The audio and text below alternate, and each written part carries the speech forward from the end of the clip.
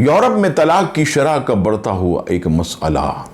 مراحل طلاق کی تفصیل کے ساتھ اب عورتوں کے ساتھ اچھا سلوک کرنے کے حوالے سے دین اسلام کی ان تاکیدات اور احکام پر ایک نظر ڈالیں کہ کس کس انداز میں عورت کی رعایت اور اس کے حقوق کی حفاظت کی گئی ہے۔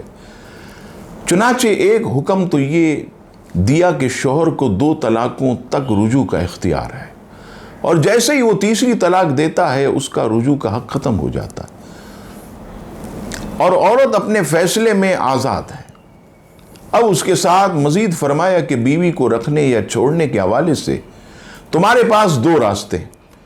پہلا یہ کہ اچھے اعلیٰ اور حسن معاشرت کے زرعی اصولوں کے مطابق اسے دوبارہ اپنی زوجیت میں رکھو، اور دوسرا اصول یہ ہے کہ اچھے باوقار انداز سے چھوڑ دو۔ سبحان اللہ، کیسی خوبصورت تعلیم ہے۔ بہر صورت بیوی کے ساتھ اچھا سلوک ہی کرنا چاہیے۔ طلاق و رجوع کے موقع پر بعض لوگ زیادہ گھٹیا پن کا مظاہرہ کرتے، 1 یا 2 طلاقوں کے بعد رجوع کر کے بیوی کو نکاح میں روک لیتے تاکہ اس پر ظلم و زیادتی کریں، اسے مزید ستائیں، اس کی زندگی اجیرن بنائیں اور اس کے ماں باپ بہن بھائیوں کو مزید تنگ کریں۔ قرآن کی روح سے یہ شیطانی حرکتیں خدا کی حدوں کو توڑنے والے افعال بد ہیں۔ جب رب تعالیٰ نے یہ حد مقرر کی ہے کہ عورت پر ظلم نہیں کرنا بلکہ اسے اچھے طریقے سے رکھنا ہے، تو اس حکم اور حد بندی کے باوجود شوہر کا بیوی کو ستانا یہ خدا کی حدود کو پامال کرنا،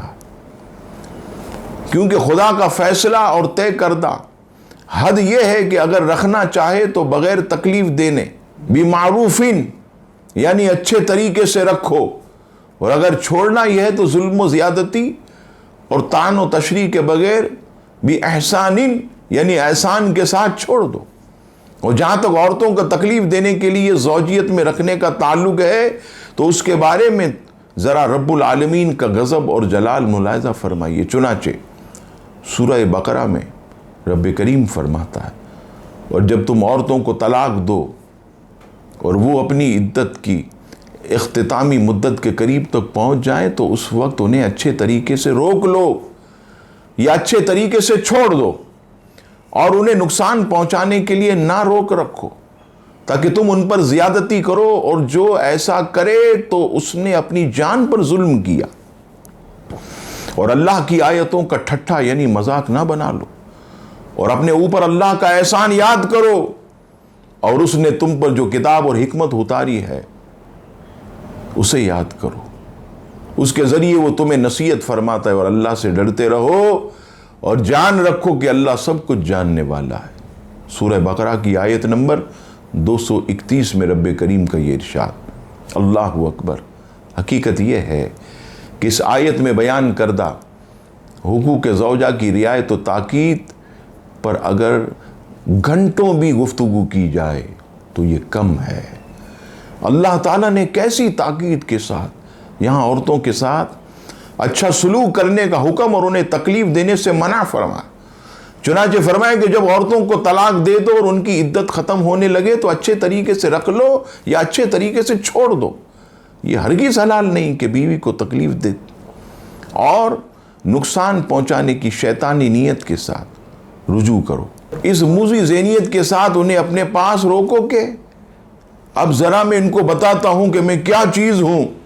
اب میں ان کی ناک رگڑوا کر اور پاؤں کو ہاتھ لگوا کر ہی چھوڑوں گا۔ رب تعالیٰ نے فرمایا یوں زیادتی نہ کرو، یوں زیادتی نہ کرو، انہیں تکلیف نہ پہنچاؤ، کیونکہ بیوی پر زیادتی حقیقت میں اپنی جان پر ظلم ہے کہ خدائی احکام کی خلاف ورزی کرنے والے شوہر خود کو جہنم کی آگ کا مستحق بنا کر اپنے اوپر ظلم کر رہا۔ اور پھر اس کے بعد فرمایا کہ اللہ کی آیتوں کو ٹھٹھا مذاق نہ بنا لو، یعنی عورتوں سے بدسلوکی، ایذا و زیادتی اور انہیں نقصان پہنچانا یہ اللہ کی آیتوں کا مذاق بنانا، کیونکہ خدائے رحمان نے تو یہ بیویاں تمہارے لیے حلال کی اور ان کے حقوق پورے کرنے کا تمہیں حکم دیا، ان کے ساتھ شفقت و پیار محبت سے پیش آنے کی تاکید فرمائی، ان کے ساتھ حسن معاشرت اور عفو و درگزر کا رویہ اختیار کرنے کا طریقہ بتایا، لیکن تم اس رشتہ زوجیت بیوی اور اس کے متعلقہ احکامات فراموش کر کے اپنی انانیت، ضد، ہٹ درمی کی وجہ سے بیویوں کو ظلم کا نشانہ بناتے ہو۔ یہ تو تم خدائی حقوق کو پامال کر رہے ہو، اور تم نے جو ہے خدا کی آیتوں کا مذاق اڑایا۔ اور پھر فرمایا اپنے اوپر اللہ کا احسان یاد کرو کہ تم نکاح کے وقت ایجاب و قبول کا ایک جملہ بولتے ہو اور خدا رحمان تمہارے لیے عورتیں حلال کر دیتا ہے۔ نکاح میں کیا ہوتا ہے؟ کون سے پہاڑ کھودنے، صرف چند جملے ہیں جس کی وجہ سے رحمان نے تمہارے لیے اس چیز کو حلال کر دیا۔ تو یہ میرے مولا کا ہی احسان ہے، اسی لیے تو فرمایا کہ اللہ کے احسان کو یاد رکھو۔ یہ احسان نہیں ہے تو کیا ہے؟ پھر فرمایا کہ خدا کا یہ احسان بھی یاد کرو کہ اللہ نے تم پر کتاب اور حکمت اتاری جس میں تمہیں خوشگوار زندگی گزارنے کا طریقہ بتایا۔ پھر فرمایا کہ ان سب ہدایات کے معمولی، یعنی ان سب ہدایات کو معمولی مت سمجھو، کیونکہ یہ ساری کائنات کے خالق و مالک اور احکم الحاکمین کی طرف سے نصیحتیں ہیں۔ یہ بادشاہوں کے بادشاہ کی طرف سے نصیحتیں جو وہ بندوں پر رحمت فرماتے ہوئے انہیں کرتا ہے۔ مزید فرمایا کہ اللہ سے ڈرو اور جان لو کہ اللہ ہر چیز کو جانتا، لہٰذا ایسا ہرگز نہیں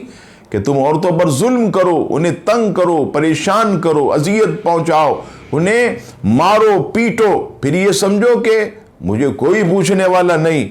اور میں مفت کا فرعون بناؤں، جو چاہوں کروں، جیسا چاہوں کروں، جو ظلم چاہوں کروں، جیسا تنگ کرنا چاہوں کروں، بیوی کے ماں باپ کو چوراہے میں رسوا کروں، انہیں دکھ پہنچاؤں۔ نہیں، رب فرماتا ہے اللہ ہر شے کو جانتا ہے اور وہ تم سے تمہارے ایک ایک حرکت کا تم سے حساب لے گا۔ الحمدللہ اب دین اسلام کی تعلیمات میں طلاق کا اگلا مرحلہ ملاحظہ کریں کہ اگر بالآخر میاں بیوی میں حتمی جدائی ہو جائے تو عموماً دیکھنے میں یہی آتا ہے کہ شوہر کم ظرفی اور گھٹیا پن کا مظاہرہ کرنے کی کوشش کرتا ہے، جس کی کئی صورتیں ہوتی ہیں، لیکن دین اسلام میں یہاں بھی عورت کی حمایت کی اور بتایا کہ طلاق کے بعد بھی شوہر پر بیوی کے کچھ حقوق باقی ہیں، اور وہ یہ ہیں، شوہر کو حکم ہے کہ وہ بیوی کے ساتھ کم ظرفی اور نیچ پن کا مظاہرہ نہ کرے بلکہ باوقار رویہ اختیار کرے۔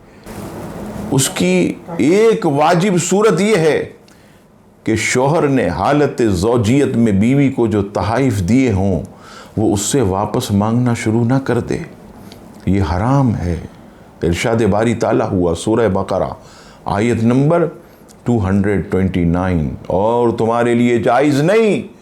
کہ تم نے جو کچھ عورتوں کو دیا ہو اس میں سے کچھ واپس لو۔ یعنی ایسا نہ ہو کہ طلاق کے بعد شوہر حساب کتاب کرنے کے لیے بیٹھ جائے کہ شادی پر ہمارا اتنا خرچہ ہوا تھا، فلاں موقع پر ہم نے اتنی رقم خرچ کی تھی، فلاں موقع پر بیوی کو یہ تحفہ دیا تھا، لہٰذا اب یہ ساری رقم بیوی یا اس کے گھر والے ہمیں واپس ادا کریں۔ شوہر کو یہ حکم دیا گیا کہ یہ حرکتیں نہ کرے، اور یہ اس کے لیے ہرگز جائز نہیں، بلکہ شوہر نے جو کچھ بیوی کو دے دیا اب وہ بیوی کا ہے، شوہر کو اس میں سے کچھ بھی لینا حلال نہیں۔ دین اسلام کے ان احکام کو ذرا دل کی گہرائیوں سے پڑھیے اور غور کریں کہ جب طلاق جیسے جدائی کے مرحلے میں دین اسلام قدم قدم پر عورت کے حقوق کی رعایت اتنے شاندار انداز میں کرتا ہے تو عام زندگی میں عورتوں کے ساتھ حسن سلوک کی کیسی خوبصورت تعلیم و تاکید ہوگی۔ اور یہاں میری بہن بیٹیوں سے میں یہ بھی عرض کروں کہ وہ یہ سمجھتی ہے کہ اسلام نے ہمیں باندھ دیا، اسلام نے ہمیں کوئی حقوق نہیں دیے، وہاں پر ہماری بہن بیٹیاں سوچیں کہ اسلام نے انہیں کتنے حقوق دیے ہیں۔ اسلام نے شوہر کو عورت کے ساتھ رہنے کا کیسا سلیقہ سکھایا، ظلم و زیادتی سے شوہر کو روکنے کے لیے اللہ نے کتنے تاکید کی ہے، کتنے احکامات جاری کی۔ اے کاش کہ کہ مسلمان عورت اپنی حقیقت کو سمجھے۔ اللہ تبارک و تعالی ہم سب کو نبی پاک علیہ السلام کی سچی اطاعت اور غلامی نصیب فرمائے، آمین۔